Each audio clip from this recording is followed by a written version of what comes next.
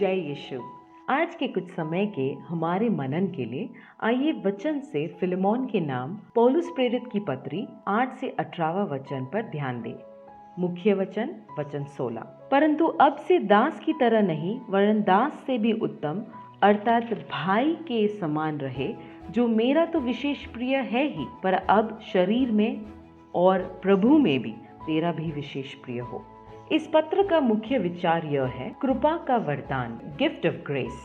Philemon एक प्रमुख मसीही था जो कुलुस्से की कलीसिया का सदस्य था। फिलेमोन को उनेसिमुस नाम का एक दास था जिसने उसे नुकसान पहुंचाया और एक दर्दनाक तरीके से अपने स्वामी से अलग हो गया। फिर किसी तरह उनेसिमुस पौलुस के संपर्क में आया और एक मसीही बन गया। उस पत्री से पौलुस यह आग्रह करता है कि फिलेमोन अपने बिछड़े दास से मेल मिलाप कर ले, और जब वह फिलेमोन के पास पहुंचे उसे न केवल क्षमा किए हुए दास के रूप में परंतु एक मसीही भाई के रूप में स्वीकार करे। वचन 3 पढ़ते ही हमें यह समझ आता है कि एक तरह से पौलुस फिलेमोन को उसकी अतीत और वर्तमान की याद दिला रहा है जब उसने परमेश्वर की कृपा का स्वाद चखा था। वचन 5 कहता है, मैं संत जनों के प्रति तुम्हारे प्रेम और यीशु मसीहा में तुम्हारे विश्वास के विषय में सुनता रहता हूँ।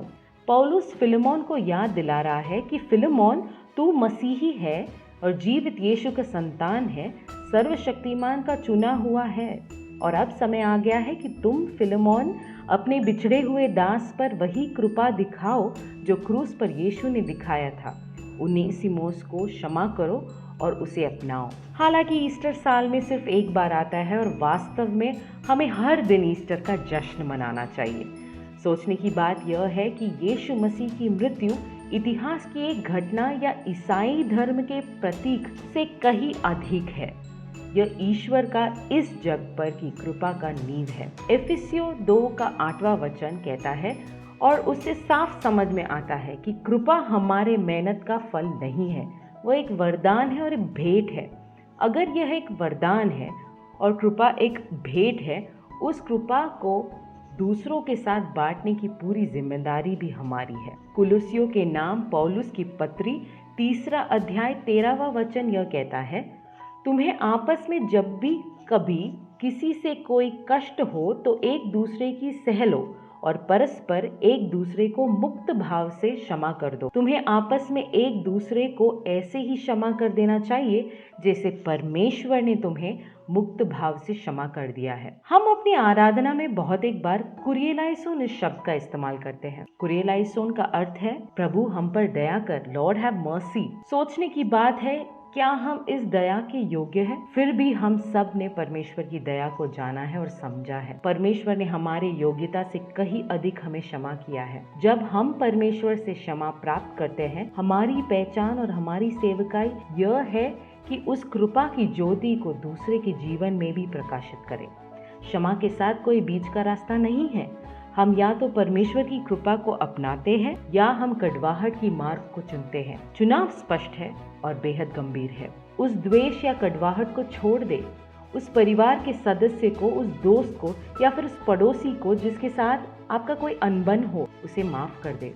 आज हम अपने दिल में झांक कर देखें, क्या कोई है जो हमारी प्रार्थना से दूर है, हमारे दिल से दूर है? आइए प्रभु से क्षमा करने की शक्ति मांगे। हो सकता है कि उस व्यक्ति ने आपका बहुत नुकसान किया हो, आपके भाईचारे को समझाना हो। आइए हम प्रभु की आवाज़ को सुने। प्रभु कहता है, क्या तुम अपने भाई को क्षमा करोगे? क्या तुम उसे कृपा दिखाओगे? आइए प्रार्थना करें। प्रिय दयालु प्रभु, आपके क्षमा के उपहार के लिए धन्यवाद करते हैं। आपके इकलौते पुत्र का क्रूस पर बलिदान और उस कृपा के योग्य हम नहीं हैं। मेरे दोषों और असफलताओं के बावजूद आपकी दया मुझ पर हमेशा बनी रही है। आज बिना शर्त प्यार दिखाने में मेरी मदद कीजिए और उन लोगों से भी जिन्होंने मुझे ठेस पहुंचाई है। प्यारे प्रभु, आपके मधुर वचन से मेरे मन को तृप्त करे और मेरे विचारों को दिशा दे। मैं अपने अपराधों को आपके, मेरे उद्धारकर्ता की आंखों से देखना चाहती हूँ, और अगर मुझे माफ़ किया जा सकता है तो मैं जानती हूँ कि मेरे साथी को भी माफ़ किया जा सकता है। आपके प्यार का कोई स्थिर नहीं है प्रभु, और इस जग में हम प्रार्थना करते हैं कि आपकी कृपा हमेशा बहती रहे। ये सब हम आपके नाम पे पूछते प्रभु, तू सुन और दया कर। आमीन।